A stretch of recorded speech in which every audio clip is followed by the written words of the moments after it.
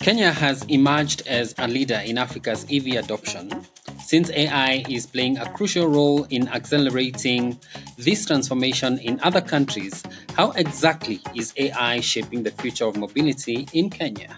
Countries like the US, China, and Germany are among those that have incorporated AI into their electric vehicles, including China's. 7 months ago, the Geely GUA01, the world's first passenger car with level 4 autonomous driving, was launched.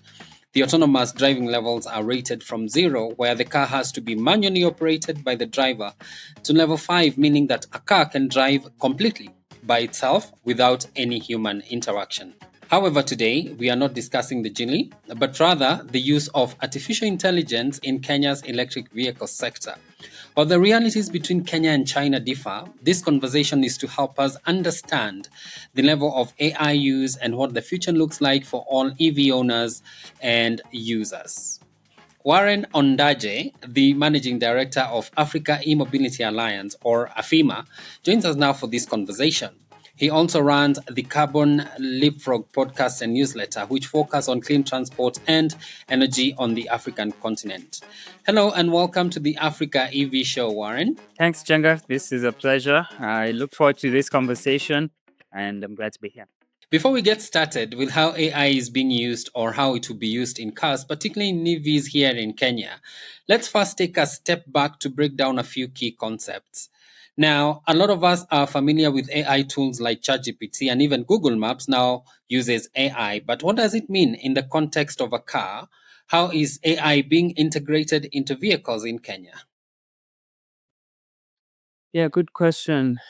AI sometimes can be interpreted as a buzzword because it probably increased in attention following the rapid development of computing. And now we are seeing this also make its way to vehicles.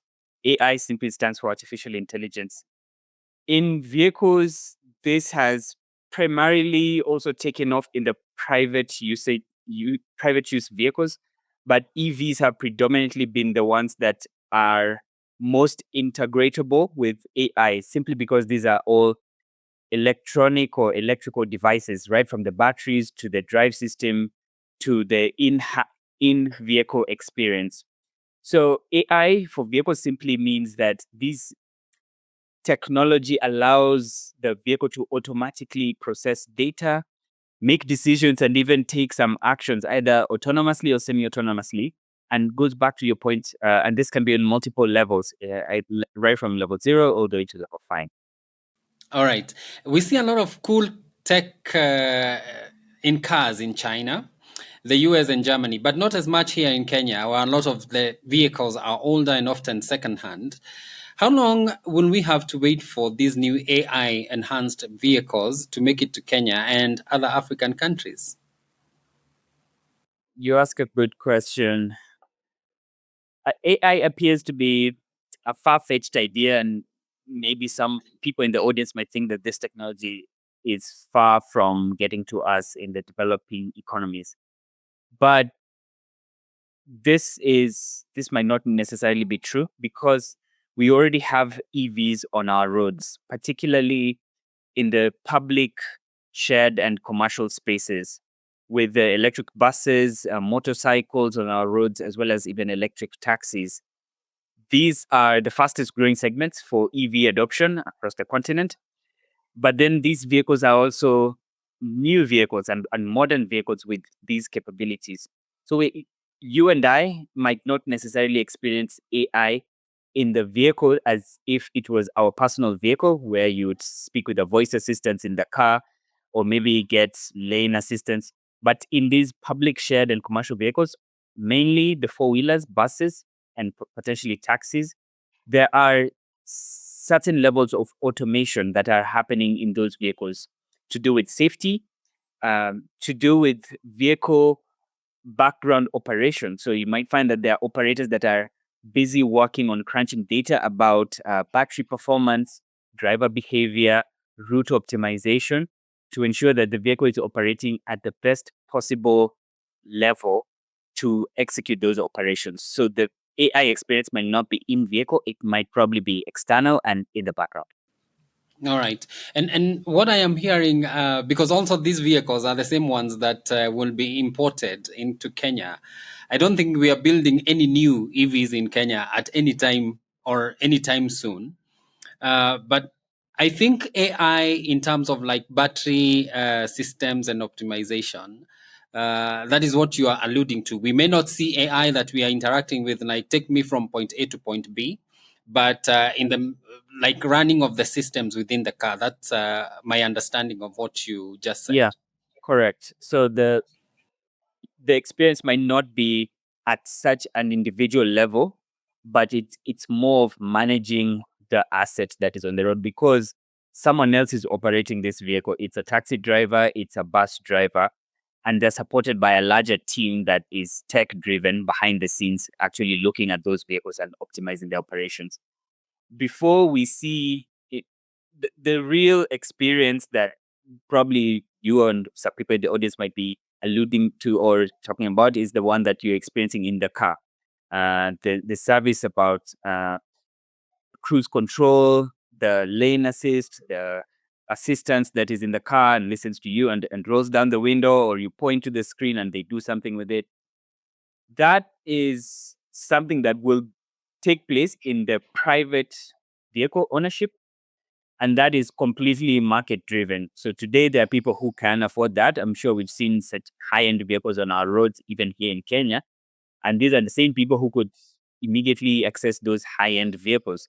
But the trend from global developments is that this technology is becoming more and more accessible to even mid range or low range vehicle types. Your normal small compact vehicles are now coming with much better features tech wise compared to some of the older ICE models. So I think sooner than we think, we will have these technologies already in our cars because we're already experiencing some level of uh, low level AI, level two, probably with the assisted cruise control features, and maybe some have some voice assistance. So the technology is coming and it's coming quickly. But on a larger scale, we're already experiencing it, especially if you're using public shared or commercial transport. Mm. Unfortunately, where I come from, you and I, is that the politicians whose lifestyles we pay for are the ones who can afford these vehicles. But anyway, beyond the car itself, are there uses for AI in optimizing EV charging infrastructure and reducing range anxiety for Kenyan drivers? I know we've mentioned battery systems. This is also not very spoken about or illustrated because a lot of the management and assistance of AI tools is actually in the background by some of the operators on the ground. One of the opportunities is on optimizing charging. Um, Nowadays, these EVs, especially the four wheelers, come with smart charging features that allow them to charge during periods that the power on the grid is most affordable. As you're aware, in Kenya, there's an e-mobility tariff that only starts at a certain time. That's 10 p.m. to 6 a.m. And that's the off peak period where the tariff is actually reduced. Now, one way to implement this is by manually switching on your charger at that point every night and accessing the tariff, or simply going to bed and allowing the vehicle to prepare itself and kickstart the charging process once that time is reached. And it might not exactly be at 10 o'clock. It might even find a more suitable time where let's say your battery is cooled and it's at an optimum state. The other opportunity is on predictive maintenance, especially for this is now background function that EVs, as they move around, they're collecting a lot of data around their location, the terrain that they're experiencing. You might even capture speed metrics around acceleration, deceleration. There could even be hard cornering. And this data can now be compiled to form, number one, a profile of who is driving this vehicle. And it can tell you how risky that driver is, basically, including if that's you. But then number two, it can also start throwing up recommendations on ways of maintaining or operating your vehicle so that you're conserving the battery, for instance, or reducing your exposure to wear and tear because of probably the route that you're using or the times that you're driving, if they end up affecting the performance of your vehicle. The other goes now to the charging infrastructure, and this might address some of the range anxiety concerns. From your charging patterns and your driving habits, AI can also use this data in the background to start modeling, and this is now for the charging operators, uh, potential potential positions for actually locating your battery, swap stations, or your charging points. This is important because nowadays we have Google Maps, and that is a great tool for route optimization. Sometimes it even shows you where traffic congestion is happening. And this existing infrastructure can still be layered on top with information around EV operations to arrive at which are the best locations to actually locate this charging station so that people are not running out of charging traffic or driving longer than expected distances without necessarily planning or anticipating an EV. The last one is, again, as electric mobility is now taking shape, data from the vehicle can finally be combined with the user behavior to come up with something like a driving profile. Because after understanding the vehicle and how it's being operated, together with some technology even to do with visual inspection of the driver behavior, then you can have a comprehensive overview of what is user A like when they drive this vehicle. And this information can be useful, especially for those who are financing vehicles to understand the risk profile of the drivers, or those who are employing drivers to drive their vehicles for different purposes. I think from what you've just said that insurers will be reaping big from this AI thing, right? Potentially, it's still a technological opportunity, given the fact that initially with internal combustion engine vehicles, the most insurers could see, at least those that were tech driven, was GPS data. And this was just showing you the speeds and where this vehicle is located.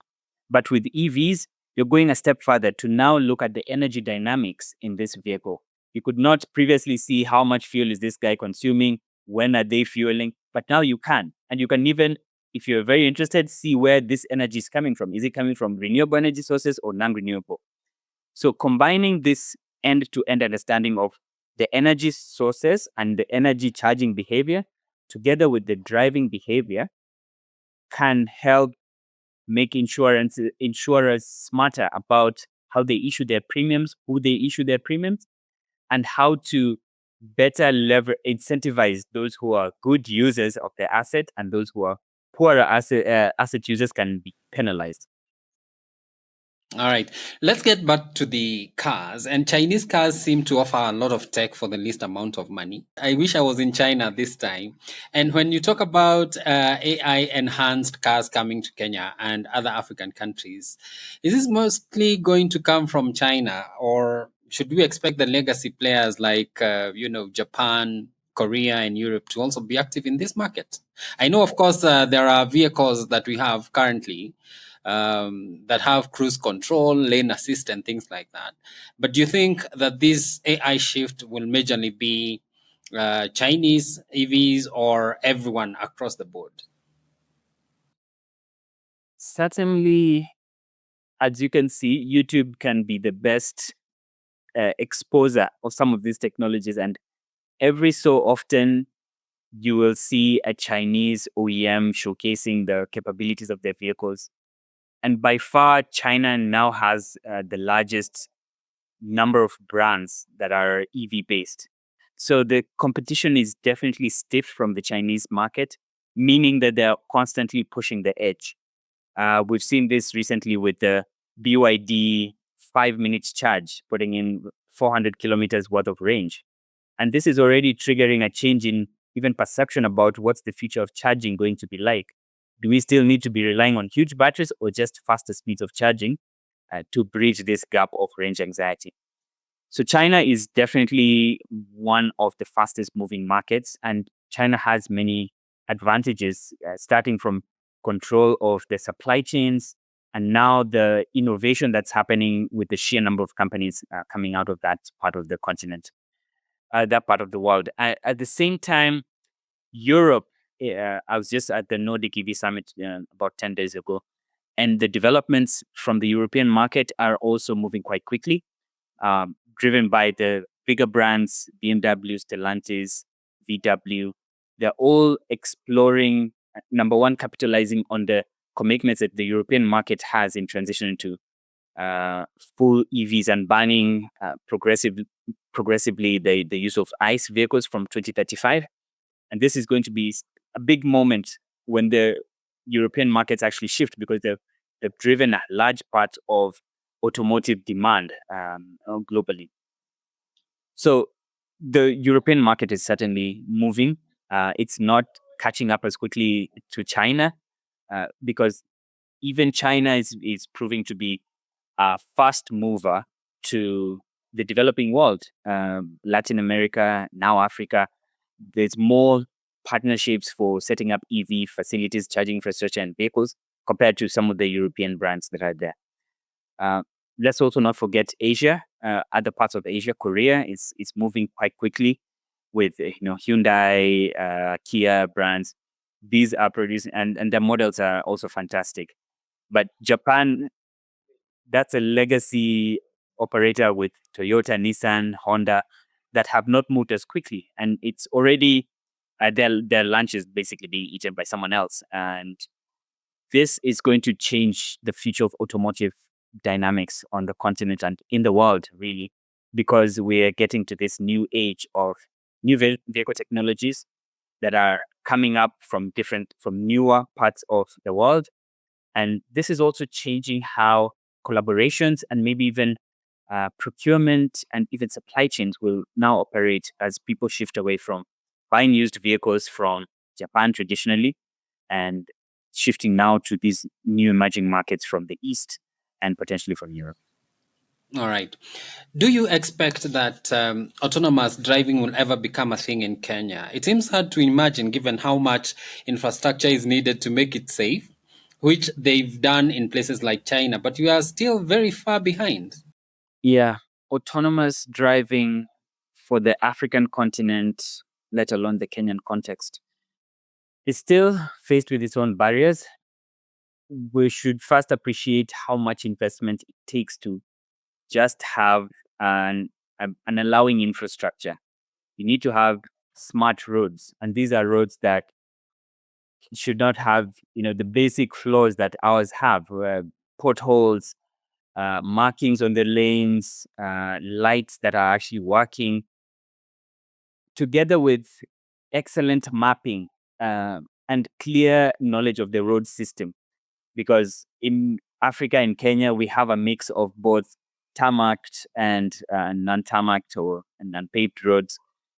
These are fundamental ingredients that we are missing. The final one is also access to internet. Smart roads, smart connectivity requires robust, affordable, and high-speed internet, something that we're still grappling with as a country, as a continent. So these are significant barriers, but it also doesn't mean that it's going to be a complete no-no.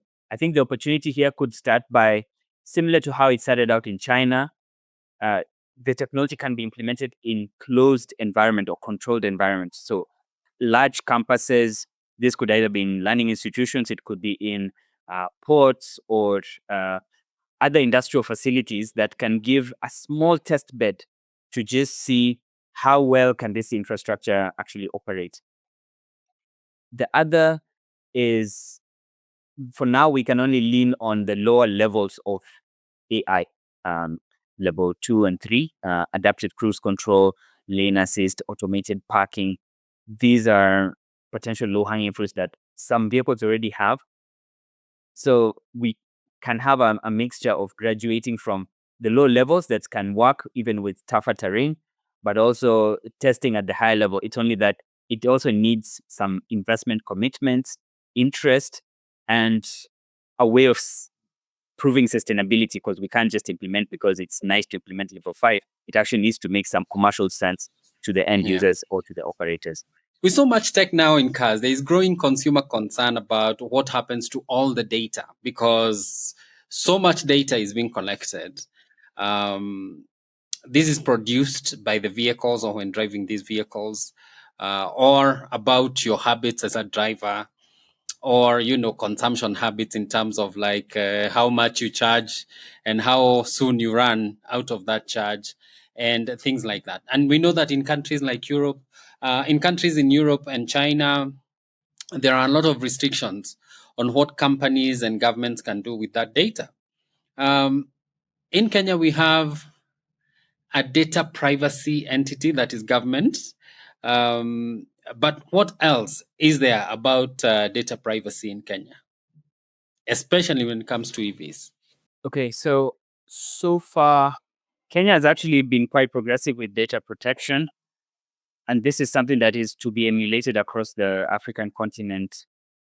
We have the Data Protection Act of 2019, which from the initial framework of developing further regulations that will now address privacy, registration of data controllers, processors, and these frameworks came to happen. So we have the data protection regulations focused on registration of data controllers and processors, complaints and handling. Now there's one that's in discussion about compliance or conducting compliance audits. The Act also initiated the Office of the Data Protection Commissioner, or DPC, that was in charge of now handling all the regulations and compliance measures.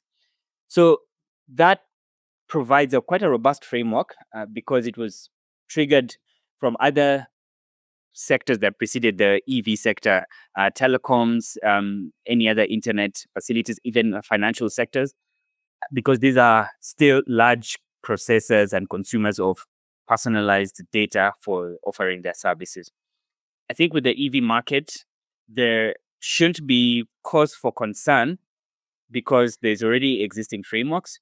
I think it's a matter of now going to review from a policy perspective where the gaps as this EV adoption is coming up. Do we have any specific clauses that speak to the automotive sector? Or do we have any that talk to this transport? Because that'll need, with AI, with autonomous vehicles, connected vehicles, we're definitely going to be collecting lots of data, especially the companies that are selling these vehicles. And there could be third parties that are interested in this data. So it's important to actually work along these frameworks. But that should not be really cause for concern at the moment because we also have such a small fleet and low level of adoption. I think it's important to start addressing, but also uh, understand that there are frameworks that we can count on as a country that can cover the consumer. So I buy this car that has all these AI features in it, and then it breaks down or something goes wrong in Kenya or in any African country. I know that South Africa is a bit different. You could get many of these, like solutions or services, but in Kenya and many other African countries, do we have enough skilled mechanics who can handle uh, these AI enhanced vehicles? And as a customer, that's something that I would be very worried about. The future of automotive repair maintenance for the EV space is shifting away from nuts, bolts, and hammers, but it's now incorporating more laptops, phones, and the internet, particularly because all these devices are connected and have a smart function that needs to be maintained, updated, debugged every so often. The good thing with electric vehicles is that already the technology itself is quite simple. You have a motor, battery, a controller, and all this just works together to drive uh, uh, the vehicle. Compared to an ICE vehicle that has thousands of individual parts that need to be put together and coordinated to burn a liquid, turn it to heat, find ways of turning that heat and the chemical reaction into motion. It's a more complicated process. So with EVs, with fewer moving parts and a less complicated infrastructure, there is less maintenance that is inherent with the vehicle. There's also a cost reduction because of the amount of energy it takes. It's more efficient, therefore, to overall in its lifetime use less energy compared to an ICE vehicle. When it comes to the connectedness nature and the tech tools, including artificial intelligence that are built into these vehicles, it is partly the responsibility of the customer together with the seller of this vehicle, because the seller of the vehicle is also responsible for maintaining the integrity of the software, of the sets of software that run this vehicle.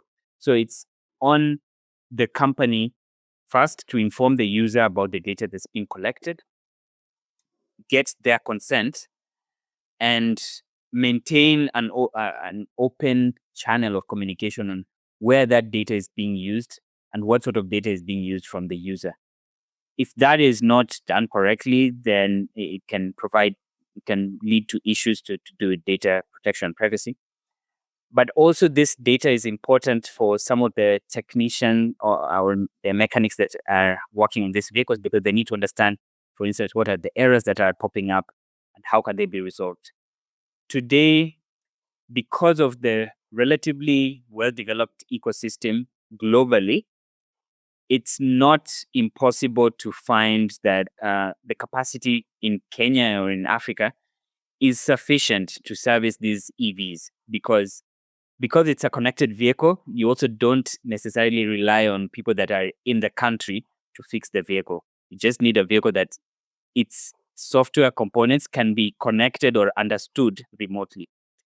The hardware parts, the moving parts, those can still be serviced by existing mechanics.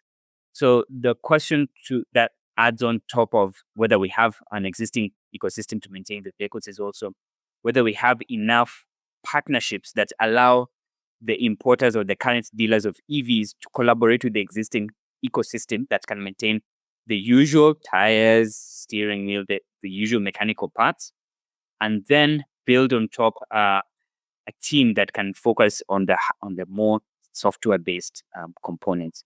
So it's possible, and I believe it's sufficient. It is also market driven. The more vehicles, the more the capacity comes up. All right. So nobody is losing their jobs yet. We can be assured Not of that. yet. Yeah. Funny thing is, we might probably end up with a situation where there's less maintenance jobs that are needed. This has been cause for fear for some dealers who are reliant on the servicing fee and maintenance fee as part of their service contracts. So with this change, it's important to now identify what other services can replace the reliance on the traditional maintenance and repairs. So this could be in providing other digital services, or just retooling as an organization to find other opportunities, because it's a vehicle that's inherently more efficient. So it's just not going to need as much support to keep running, because it will run for a good amount of time. Thank you so much, Warren, for this conversation. I know it's been a long time coming, almost a month and some few days, right? But here we are, and we will keep having this conversation. But guys, some of these conversations can go on, but it's a wrap now on this discussion on or about AI's transformative or potential transformative role in Kenya's EV sector. From optimizing battery life in electric buses to AI-driven fleet management, revolutionizing matatu routes, we've seen how technology is rewriting the rules of mobility. However, we must remember that the road ahead requires more than just algorithms. It requires collaboration, policy, and local innovation. Local innovation.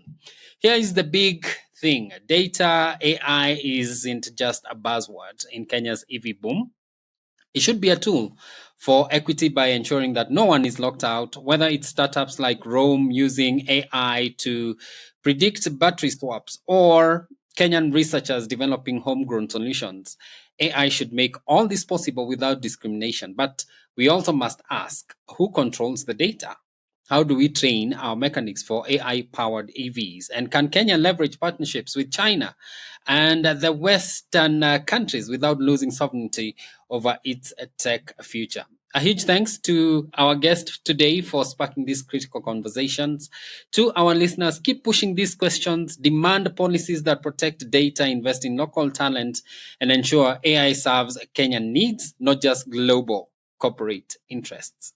If you've loved this episode, share it with a friend, leave us a review, and tag us on social media. Next week, we host another guest who will be sharing on the African EV space and giving us another perspective on another topic that we'll be looking at. Before then, head over to our website, www.chinaglobalsouth.com, for more of our content, which covers excellent research on China in the global south, tech, and many other interesting topics by our team. Also, be sure to shop around our YouTube channel for more interviews and insightful stories on geopolitics, technological advances, and even critical resources like lithium and cobalt, which are essential for powering electric vehicles. Thank you for being with us on the Africa EV Show. My name is Njenga Hakina, and I hope to see you again soon.